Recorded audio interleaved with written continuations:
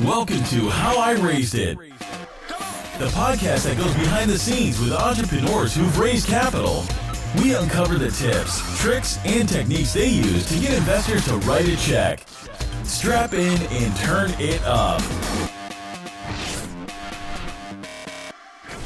Hi, welcome to another episode of How I Raised It, produced by foundersuite.com. Today I have Ryan Boyko, CEO of Embark Vet, coming to us from Boston. How's it going there, Ryan? It's great. Beautiful summer day here. Boston gets pretty hot in the summer, right? I've only been there in the fall. Yeah, I actually think I said that, but I think it's actually really humid out there, but I haven't been outside since like 8:30 in the morning, so I don't. It seems beautiful through the winter. Probably pretty humid, though. Yeah, good stuff. Yeah, I went there last fall, caught some baseball, and it's a fun town for sure. Are you a native Bostonian? No, my dad was in the Army, so moved all over the place. First time I lived in Boston was in college, and I've kind of bounced around since then. I've come back here a couple times and gone California, Texas, and things, but Connecticut. But yeah, it's a beautiful town. I'm actually going to the Red Sox Yankees game on Saturday. Nice. So taking my son. Nice, fun. Yeah. It's a special ballpark for sure. Yeah. Cool. All right. Well, let's get into it. So tell us about Embark. What do you guys do? What is Embark? So we do comprehensive dog genetic testing. So we tell people what breeds are in their dog. Obviously, that's a lot of people are interested in that. Also, the traits and over 160 health conditions. So, in many ways, it's similar in concept to what the human genetic testing companies you've probably heard of do. We have a whole extra segment of customers who are breeders who don't really exist in the same way in the human space. So there's a lot of interest on their side to actually being able to use this to breed healthier dogs. So in some ways, it's I find it more exciting than the human companies, and certainly more fulfilling because we're making dogs healthier today, and of course there's 23andMe and GlaxoSmithKline just signed a deal for long-term benefit, and I think there's great potential there. But we get to impact dogs today. Yeah, interesting. No, it's definitely a cool concept. I was doing a little research on you guys beforehand. Yeah. So breeders are breeders your target primary customer, or is it both breeders and just owners of dogs who maybe got a mutt? Yeah, it's both. We got a lot of people interested in what's in their mutt, and they sometimes get health results that help them guide treatment and prevention in their dogs too. But a lot of them first come to us with what's in my dog, and that's maybe 2/3 or so of our business, and the other third is either breeders or people showing dogs, or even just owners of purebred dogs who know that the dog is that breed, but are interested in the health and the trait information. Can it tell you, like, this dog has a predisposition to get hip dysplasia or something like that? Or is it more, like, what are the examples? That's one of the three most asked things that we can't do yet, but that's I'm sure you're going to ask about origin stories later, so I'll punt on part of the answer to that. But we certainly are interested in being able to tell those. So no to hip dysplasia specifically, but yes to things like bladder stones, to a lot of neurological conditions, to adult onset blindness, several different ways, a number of other things, and drug sensitivity. So some of the results, it's as easy as just not giving particular drugs at the veterinarian's office to your dog. So yeah. Got it. So we're in the market for a dog. We had a Chesapeake Bay Retriever for 13 years who was the best. But now my family is determined they want a doodle, a poodle mix. How do you feel about poodle mixes? This is a politically fraught question in the circles I run in now. Yeah.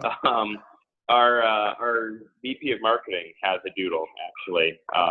I don't know. I'm a softie for all dogs, so put a dog in front of me and I'll be happy. But yeah, I mean, my own dog's a mutt, so I'm not a particular purist for any one breed or another. But they certainly, I think the perception is that people get doodles and don't really know what they're getting into. It's like a starter dog, and so I think some of the breeders don't kind of bristle at that concept, and obviously they've kept their breed pure for 150 years. Right. But I think to each their own. There's a lot of different kinds of families with a lot of different kinds of needs. Yeah, I'm philosophically opposed to it, but I have a feeling I'm going to be bending to the will of my wife and kids before too long. So there's nothing like children for really testing your philosophical limits. Yeah, cool, man. So let's talk about origin story. So how'd you come up with this idea? Did you just see the 23andMe and say, hey, I could do this for dogs, or is there a story? Yeah, no. I mean, in addition to just loving dogs growing up, I was the third of three boys, so like there's almost no photos of me as a child. But when we moved around, most of the photos are of me like hugging some neighbor's dog or our dog or whatever.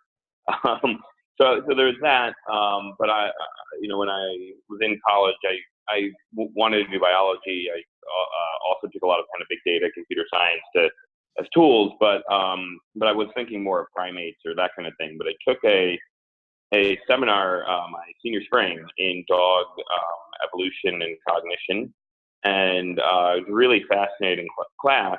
But the biggest takeaway was, wow, we've looked at the genetics of a very, very small sliver of these kind of purebred, mostly European dogs, and now they're having all these debates about dog health, dog evolution, all this kind of thing. And it would be like if you sampled the royal families of Europe and you then said, okay, well, now we've got all the genetic samples we need to understand humans. We just need to analyze them different ways. Yeah. Obviously not true. And but that idea was not really accepted, wasn't widely accepted in the dog genetics community. At that point, it was a lot of kind of cutting edge geneticists who weren't interested in field work or anything. I was 21, loved the field, all of that, right? So I said, well, really we should test these village dogs that kind of live around the world and haven't undergone these strict breeding and all of that. And it took me 2 years to eventually, so I actually convinced my brother, who had just gotten a PhD in biology, and he was working for a geneticist, and he convinced the professor. It took a couple years, but he convinced the professor this was a good idea. And the professor turned to him, though, and says, well, where are we going to find somebody crazy enough to actually go around the world and capture feral dogs and take their blood? And my brother said, well, I know the person. So I started out in Africa, actually. Wow. I did a summer all throughout Africa collecting blood from dogs. I mean, there's a million stories that go with that, but less relevant to your audience, probably. How many times did you get bit? Let's just go with that one little. Yeah, well, in total, so I only got, I got even moderately bit only once, really, and that was a few years later. And it was just, the carelessness that comes with the whole day full of work, and you've done it for a while, and right. And I just, I let a dog get around and bite on my thumb, and it was bad enough that like the nail fell off and stuff like that. I was in a remote Indian village at the time, and so but it wasn't so bad. I got a nick on the back of my leg once, but yeah, for the most part, I managed to avoid it. I got slimed with every substance you can imagine a dog might be in, and I got their fleas all over me and ticks and everything, but Wow. but not bit a lot. That's crazy. So you went around the world sampling all these wild feral dogs, and that was the basis of the database, or I guess what was the point of that exercise? Yeah, so that did, so after that first summer, it was really successful. We got a paper, we got written up in the New York Times, Science, all that kind of stuff. And so the project kind of took on a bit more of a life of its own. I actually went and did a bunch of things in public health and big data, actually like entrepreneurship in a big consulting firm for a little while, and that kind of stuff. But I kept working like a month or two a year each summer on this, and my brother took over the project. He really pushed it forward. He got hired as a professor of dog genetics at Cornell in 2011. And then he took on more and more projects, and kind of that right around that 2011 was when we started talking about, where somebody should really make a company like this for dogs. It's sad that, nobody's building this database that's going to help dog health and all of this in this way. And, the grants that he could get were, a couple orders of magnitude smaller than what the big kind of human genetics, work got and that kind of stuff. So it wasn't big enough to test, hundreds of thousands of dogs and follow them or anything like that. But yeah, and it took till 2015 till it was the right moment in my life. It was the right, in his life, it was the Supreme Court, kind of the gene patent cases obviously made some things about starting a company like this easier, where you can't patent a specific association of, if you have a T here, then you have a higher risk of, this disease or something like that. So that obviously made it a lot easier to think of how you release a panel test that kind of tells you everything. And yeah, we looked at several business factors and decided to make a leap in 2015. Cool. Okay, let's go to the fundraising part. So you guys recently raised a round, right? So I guess, did you bootstrap it in the early days or just use grants? How was it funded early on? Yeah, so early on, and this is, I'm going to tell it like it is, which is a little unfortunate in the sense of me. I mean, there's lots of ways to do this, but so when we had the idea and when we actually decided, so we spent a little bit of time looking into, well, do we try to build a product and sell it to another company? Is this really a company? What does this plan look like? What do we do, right? And when we had convinced ourselves that, wow, you can actually build a real business on the back of this. It's not just one test and that's what you're going to do, but it opens up a lot of avenues, a lot of ways to kind of build a bigger company, and it excited us.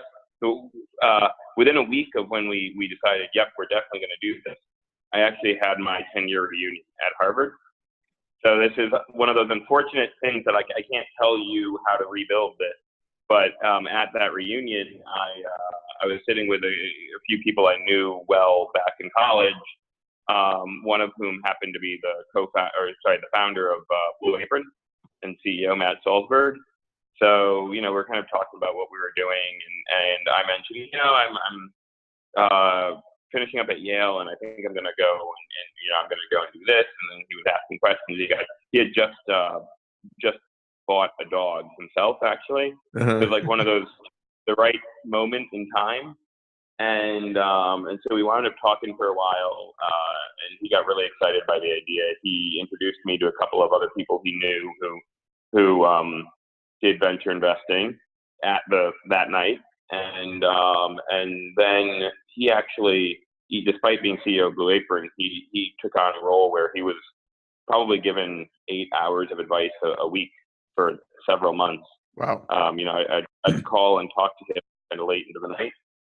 And so he was on the founding board.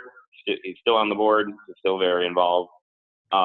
He put in a very small kind of seed check, but right when we incorporated to do a little bit of legal work, obviously, and then to hire our first bioinformatics programmer.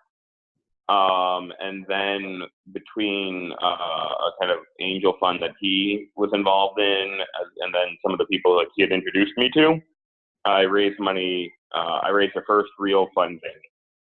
It was $1.5 million at the time, from them, and then a few people those people introduced me to. So it wasn't it wasn't as easy as I just talked to a couple people one night, but certainly that first round came together a lot easier for me than for a lot of people. I still, in the, you know, to raise so kind of he was responsible for $500,000. One of the people he introduced me to was responsible for about $500,000, and the third $500,000 did involve, you know, several calls to some people who wound up being interested, some who didn't, you know, all of that. And it was a good introduction to that world.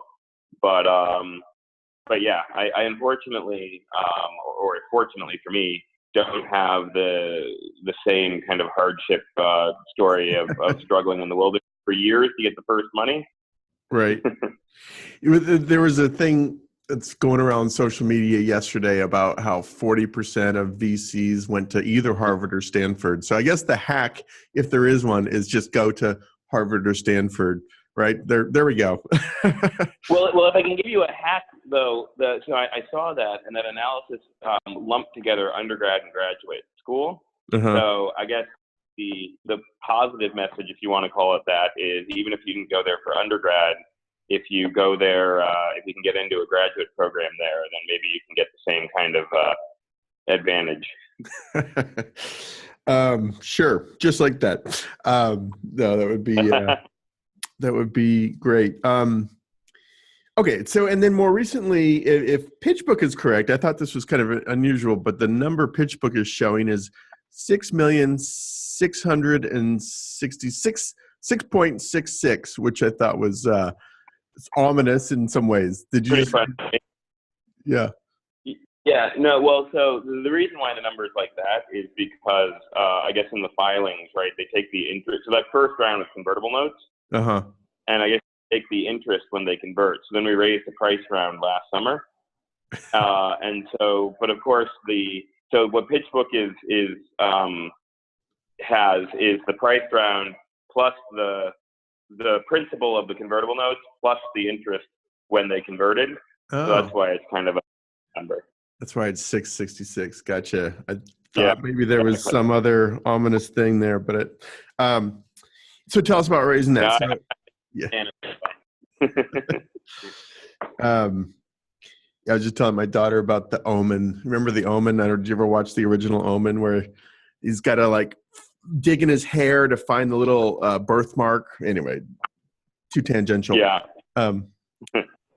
Okay.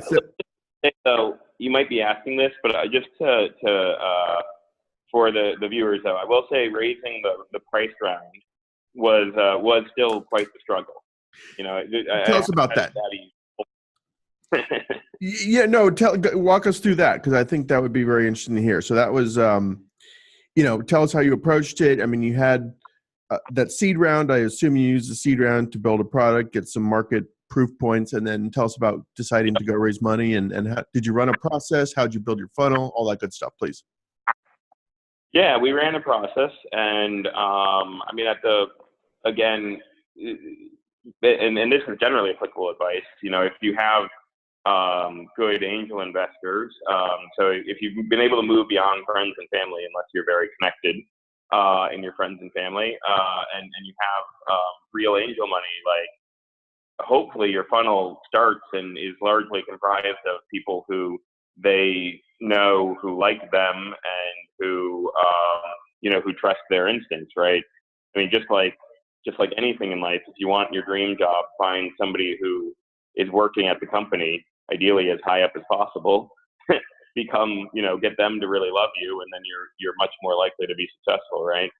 And it's the same thing with investors, and maybe even more so because at least for me, my background isn't in finance, and this is my first company, so I also don't have much of an independent impression of hundreds of VCs.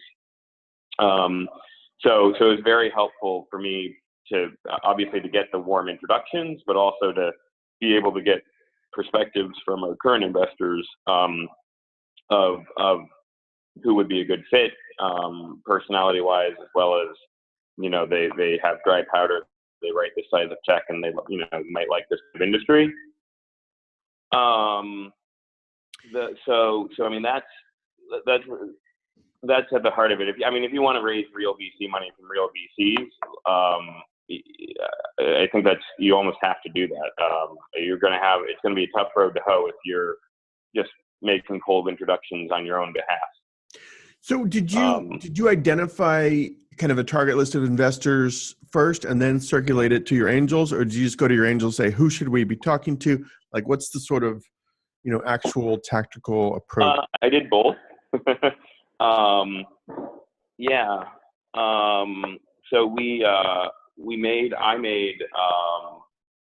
it was actually almost all me, but I made a list of investors who, so I kind of looked around Pitchbook. I looked around a few other places, and also, I get emails from, I'm trying to remember all the lists now, but, a few different like Pitchbook type things, and you kind of pay attention to the names that you hear in the spaces that are similar. I, of course, looked at who had invested in Rover, WAG, Dog Vacay, as well as dog and pet insurance companies and things like that as well. Mm-hmm. There weren't, and also for that matter, I looked at who invested in Ancestry and 23andMe.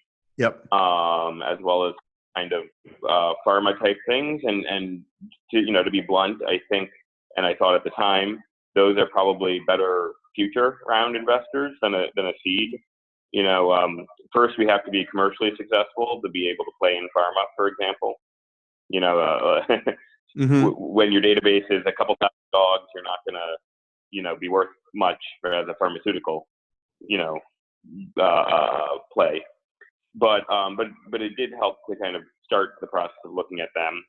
I circulated the list to a kind of core group of investors. So like my, obviously Matt, who was on our board, but then, a few other of the very biggest. We took notes from, there were some kind of friends and family involved too. So, there were 3 bigger investors and probably like 5 smaller investors at that point. And so I had a call individually with each of the bigger ones after I'd given them the list, and they added names, and they gave notes on the people that I had put on. Some of them kind of went up and some went down. And then I circulated it to all of the current investors, and got a little bit more feedback. Mm-hmm. But to be honest, most smaller investors are less connected, know less about that community anyway. Yeah. And then so once I had that list, I went around again and I said, okay, well, put your name in this, in column T or whatever, if you think you have a really good connection, and tell me, what the connection is, and then I can pick out who the best person to introduce me to each of them is. So that was to get the foot in the door. What how long do you think that list was? What was the top of your funnel? I always like to kind of have a quantitative lens to this. I'm trying to remember now who at the beginning of this. I've been much more thinking about my next round, right? Mm-hmm. There were what it was, there were about 7 that were in the first tier of people we wanted to talk to, and to be blunt, some of them are very good leads for the next round and things, and I don't know that I want to completely dive into who's who. Sure, that's fine. It wasn't one. I didn't have my heart set on one. There were about 7 that were in the I'd really love for it to be one of these. And then as I did calls with people, again, some people moved up, some people moved down the list. You see who seems genuinely interested, and like they could be helpful in all of this. It's, it's a little bit like speed dating. It's even though you have more than 5 minutes with somebody, if you have 5 or 10 hours with somebody and 90% of that time is devoted to you convincing them that they want to invest in you, and the other 10% is more of a sales pitch from an investment person who may or may not be highly involved with you later, it's hard to judge what's going to happen Sure. you know, in the future. Yeah. So with the warm introductions, and the kind of having cultivated a list that we thought was the right list, I had a very high success rate in getting first and even second, third, fourth conversations. Mm-hmm. And the hard part is that you know, there's been a couple year at least trend in where Series A are. What, you know, it's no longer like a first investment, and it's often no longer even a first investment after seed. Yeah. It's not, you know, it's and so when we had actually planned out our business plan and we had talked extensively with Matt, and then you know, and a few other advisors, they essentially the message they gave us was, well, you know, get to 100,000 a month in sales, and then you raise a Series A. So your target is, you know, you have this much money, make a plan that's going to get you to 100,000 a month in sales, and then raise more money on the back of that. And Yeah. that's what they're going to look for. And you know, and obviously have a thought out business plan, and you know, other things are important too. But essentially, if you can use a little bit of seed money to get to that point, and you look like you know what you're doing, then that's the hurdle to cross to get a Series A. So when we were at 150K a month in sales, we were going into this process, we were pretty pumped and saying, you know, okay, you know, this should go well. And you know, what we found is that the bar over the previous 12 to 18 months had risen, let's say, and it seemed like it was closer to 300,000 to 500,000 a month in sales was the numbers that, you know, people are like, oh, okay, so now you got a 5 million run rate. Okay, that's maybe a business that I can believe that can scale. And again, it's very specific to what you're doing. So if you're in self-driving vehicles or AI or any business where a VC looks at it and says, okay, well, that's a $5 trillion business, or even or even a $500 billion business. So I believe that business as a whole, you know, that whole that industry, I mean, as a whole is that big. Maybe I don't need you to do things to convince me that this is more than a niche product. You just need to convince me you're going to win, and maybe that's less tied to your current revenues. But certainly, if what you're trying to do is build out a new category, or you know, a product line that or service line that isn't currently a big market, it seemed like they needed more than a $1.5 million run rate to believe in it. So the frustrating experience I had was that many people were very intrigued by the idea, and actually spent a lot of their time with me, and you know, because not a single partner at a VC firm I talked to was any kind of expert in the dog genetics business. And they really weren't experts in veterinary business. It's not a big VC type area, veterinary clinics or anything like that, or veterinary medicine for that matter, really. And then we're also kind of the pet care space, and obviously there's more VC interest in that, and it's picked up a decent bit. But trying to kind of wrap their heads around how do we value the kind of pharmaceutical and data opportunity along with the consumer and the pet consumer and all of that. It was, I think the narrative was hard for them to feel like they could wrap themselves around entirely. So it was like you have 8 meetings with people, and then, you know, you get a call that like, oh man, I'm still so excited about this, but I couldn't convince a couple of the partners in the group who felt like we don't know anything about this area. And, you know, and some of it's letting you down easy, but some of it's also, you know, I definitely got back channeled that at least at a few places, it really was that, you know, half the partner group was extremely excited and half were like, you know, we don't know how to value this.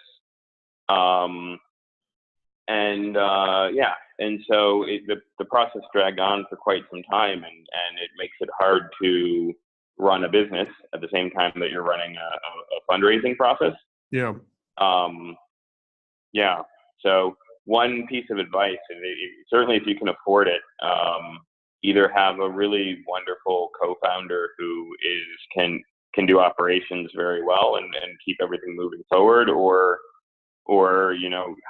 hire somebody or something to really manage what's going on, because nothing terrible happened, but I feel like we lost some opportunities to grow, to make good hires and things like that while I was busy fundraising.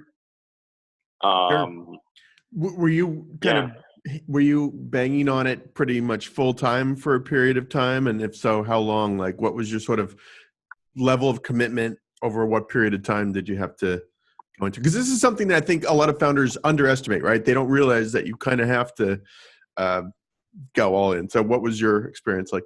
Yeah. I would probably say it was 75% of my effort for 3 months. Mm-hmm. And not only is it just and that's saying my whole effort there is more than 40 hours a week. Sure. Yeah. Right. But because there, you can't underestimate how much. And first of all, there's a lot of travel, and if you you're always going to connect better with people. You're always going to improve your odds if you're face to face with them. Mm-hmm. So you don't want to not travel and then wonder afterwards, was it because I didn't meet this person? Now, I mean, don't take that to extremes. Almost everybody, my first interaction with them was a phone call. But, I tried as much as possible, if they were interested in a second, and certainly by the third meeting, to be out, and usually in San Francisco, but sometimes other places, and get some time with them in person. And you don't they're very busy people who know that you need them more than they need you at that moment. And so it's not only that, but I mean, you're out in San Francisco and then you have a meeting that afternoon, and somebody's EA, emails you an hour before the meeting and says, "Oh man, something came up. I can't do it today, but how about tomorrow?" Okay, I guess I'll change my flight home. I'll get another night at the hotel, and and all this, right? And I stayed at that 4 Points by Sheridan by the airport in SFO for more nights than I care to remember due to that. Because then you're like kind of midway between Menlo Park, San Fran, yeah. There's a little hack, yeah. 4 Points, Sheraton, in between the two centers. That's good. Would you stack a bunch of, would you line up like, hey, I'm going to be out in San Francisco for this next week, and would you line up a dozen meetings in a week, or kind of approach it like that?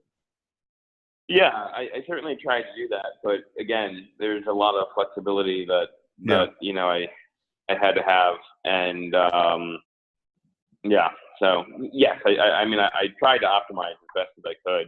It was also in the winter, so there were also travel delays and getting stuck in Cincinnati and things like that. Yeah. Cool.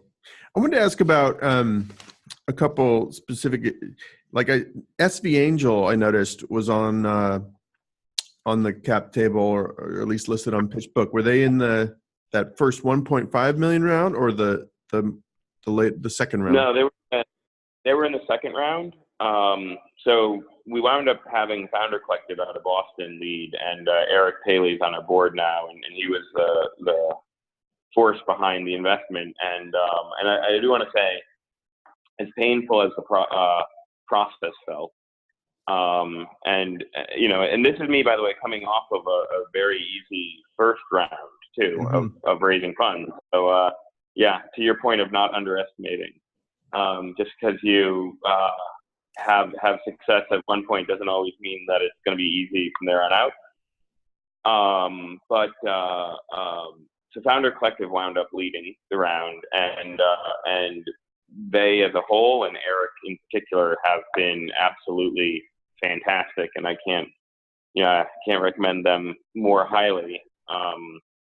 So what happened basically is we wound up getting a term sheet from them, and doing a bit of negotiation on it, and then kind of once we signed the term sheet, the Shark Tank, all the sharks circling the water, right?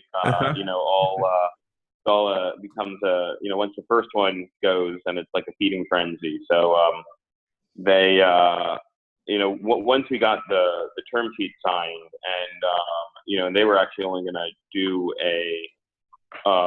put in a minority of the investment that we're taking. I mean, a large minority, but a minority. We actually wound up, I think, in the next 2 weeks, partially with introductions they made, but partially with other folks that we had already talked to.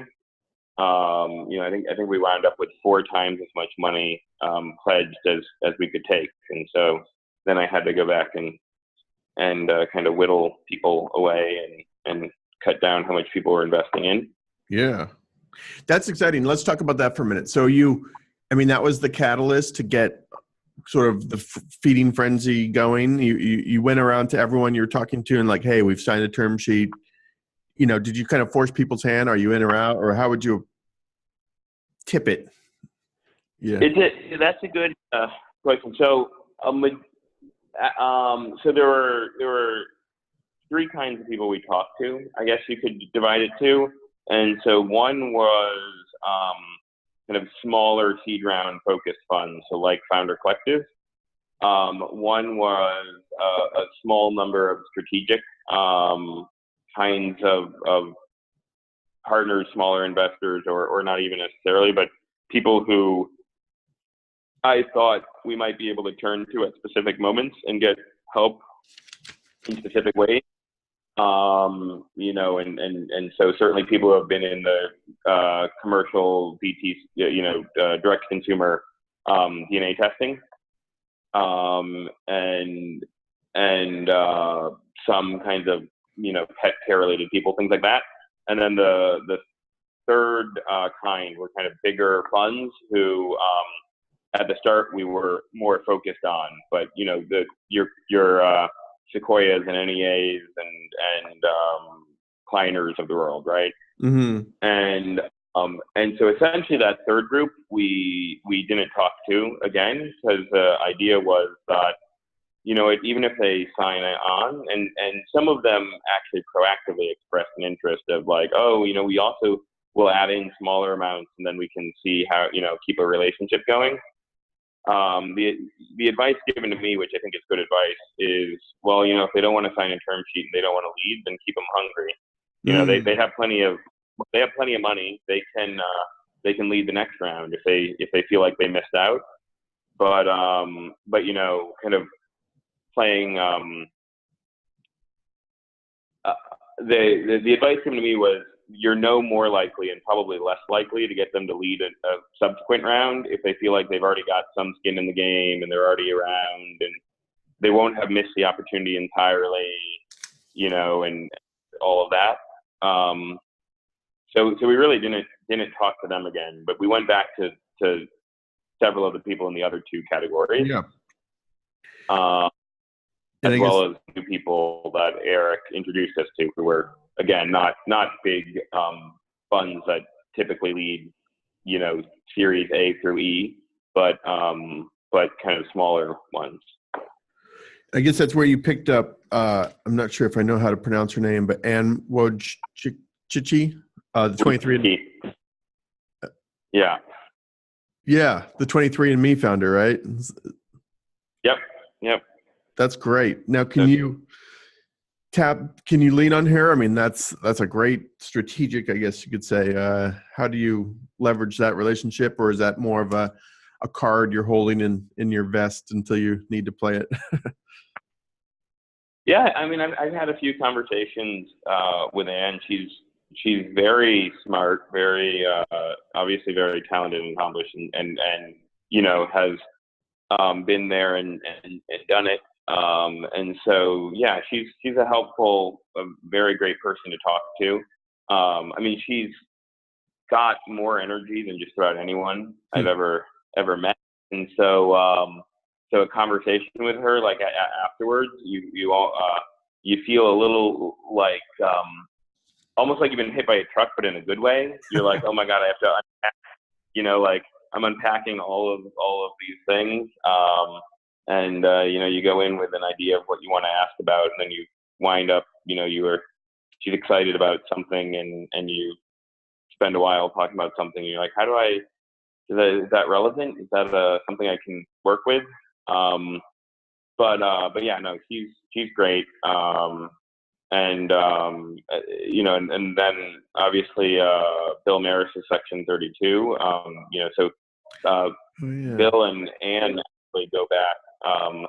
They worked in the same office, the same exact, like 4-person office, their first job, like 2 decades ago or more.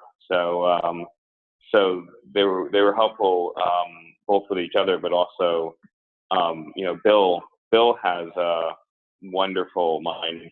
He's one of the most giving of his time of people. You send him an email. I mean, he's a small investor in Embark compared to some of the investments he's made, but you get a thoughtful response within 3 or 4 hours, basically every time, and happy to jump on the phone. And that's great. Yeah.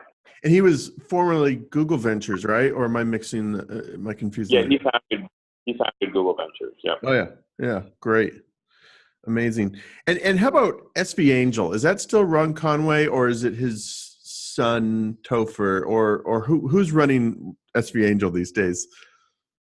The person I talk to the most there is Topher. I honestly can't say that I know their ownership structure exactly, or what the exact internals are, but Topher definitely is the one who's most active in terms of sending emails and everything else. Okay, like 2 more questions. I'll let you get back to business. So you're kind of thinking ahead. I guess you don't have to give anything you don't want to share, but are you already starting to put together the next round, or how are you approaching your next round? Or you have these bigger funds that you sort of took off? Are you re-engaging with them, or what's your strategy? Yeah, I occasionally have conversations with people there, but just to kind of, keep up a little bit, where we are definitely thoughtful about how to, well, let me frame it this way. I'm very much focused on how do I make this a big business and a very successful business, and we sell a product that has a positive contribution margin. So theoretically, if I can sell enough of them, then I never have to take another dollar of investment again. Mm-hmm. So my first goal is, my first, second, and third goals are to figure out how to get more people to buy them profitably. Yep. And I spend most of my time, 80% of my time at least, thinking about that and working with my team on that. And really, honestly, one of the things that I've done that I like, while I was gone fundraising all of that time, and I spend time now on the phone with investors and occasionally with potential investors, I try to time box that as much as possible, but I probably did 95% or more of the fundraising process work myself, and at least 90% of the investor relations, 95% of the investor relations and that kind of thing myself, so that the rest of the team can focus on, we're not here, we don't exist to raise money from investors. We exist to be successful. With that said, I'm not giving anything away to say that we're currently not profitable. And so we certainly think about how I certainly think about what that means and what, my first and foremost job is to make sure we don't run out of money, right? Everybody else loses a job if we run out of money and the game's over, right? Right. You theoretically you can overcome anything as a company except running out of money. Yeah. A bit of a simplification, but true in some ways too. So I definitely, and I talk to our current investors, and particularly, I try to keep it a smaller group of current investors that I, actively talk about this with, because honestly, it takes time for somebody for me to give information that I can get good advice, and then to take the advice. And if you talk to 5 investors, you're going to get 5 somewhat different pieces of advice. Mm-hmm. And it's helpful to a point, but at some point it's just like, you just gotta act, right? Yeah. And so that, I'm certainly thoughtful of it, and I've tried to keep all of the doors I can keep open until we get closer to when we need to raise money. And then I can, hopefully be in the best position to figure out the best raising strategy then, given what our sales are and, what our burn rate is and